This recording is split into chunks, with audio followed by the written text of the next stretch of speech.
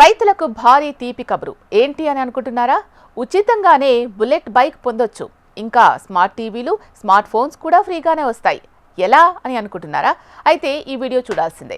ఒకప్పుడు మిర్చి విత్తనాలకు భారీ డిమాండ్ ఉండేది. గతంలో కేవలం కిలో విత్తనాల ధర 1,00,000కు పైగా పలికింది. ప్రతి సంవత్సరం ఏప్రిల్ నెల మొదలైన వెంటనే కావలసిన విత్తనాల కోసం రైతులు విత్తన దుకాణాల చుట్టూ తిప్పలు పడేవారు. డిమాండ్ను ఆసరాగా చేసుకుని విత్తన కంపెనీలు ధరలను దారుణంగా పెంచేవి.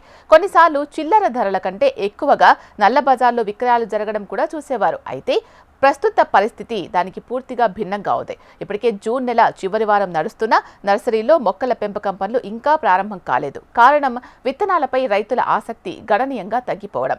ఈసారి విత్తనాలకు డిమాండ్ తక్కువగా ఉండడంతో ప్రస్తుతం కిలో విత్తనాల గరిష్ట ధర 14,000 వరకు మాత్రమే ఉంది. ఇది గత సంవత్సరాలతో పోలిస్తే చాలా చాలా తక్కువ.